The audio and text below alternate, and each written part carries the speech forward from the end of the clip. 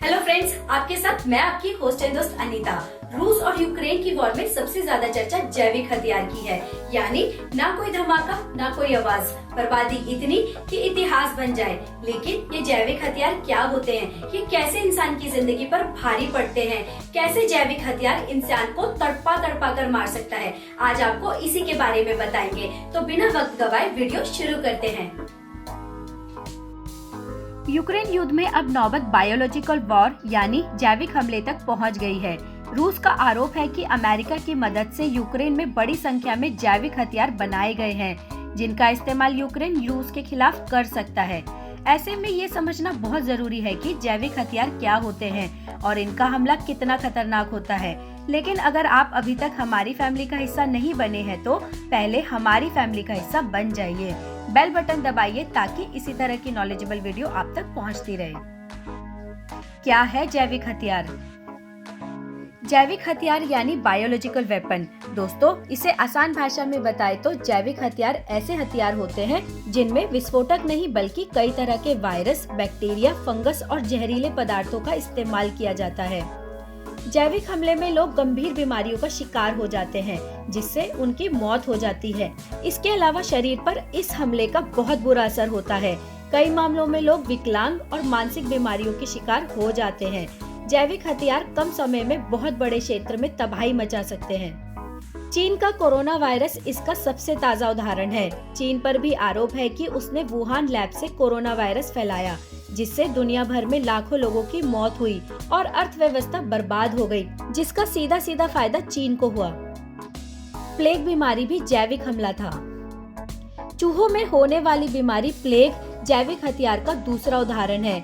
ऐसा माना जाता है कि जर्मनी, अमेरिका, रूस और चीन समेत दुनिया के 17 देश जैविक हथियार बना चुके हैं, लेकिन अभी तक किसी ने इस बात को नहीं माना है कि उनके पास जैविक हथियार है। दो तरह के होते हैं जैविक हथियार। दोस्तों, जैविक हथियार भी दो तरह के हो सकते हैं, जीवित और अजीवित। जीवित जैविक हथियारों में एंथ्रेक्स, प्लेग, चेचक के जीवाणु हो सकते हैं, जबकि अजीवित जैविक हथियार में बाटुलिन, एंट्रोक्सिन जैसे जीवाणु हो सकते हैं। फ्रेंड्स, जैविक हथियार हल्की सी हवा में भी करीब 1 लाख लोगों को चपेट में ले सकता है। ये हथियार कितने खतरनाक होंगे, ये इस बात पर निर्भर करता है कि उस समय हवा, नमी और तापमान किस तरह का है। जैविक हथियार से बचने का नहीं है कोई उपाय।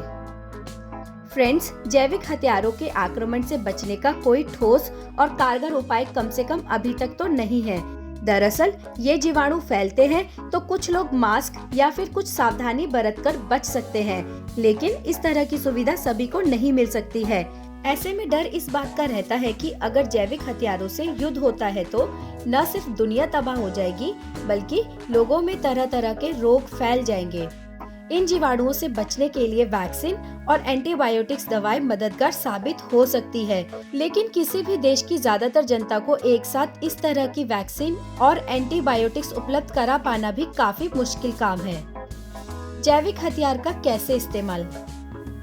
दोस्तों, पुराने जमाने में युद्ध के दौरान दुश्मन के इलाके के तालाबों और कुओं में जहर मिलाने की घटना आपने सुनी होगी, लेकिन पहली बार जैविक हमले की बात 6वीं शताब्दी से आई थी, जब मेसोपोटामिया के असुर साम्राज्य के सैनिकों ने दुश्मन इलाके के कुओं में एक जहरीला फंगस डाल दिया था, जिससे बड़ी संख्या में लोगों की मौत हुई थी। पहले विश्व युद्ध के दौरान जर्मनी ने पहली बार जैविक हथियारों का इस्तेमाल किया था।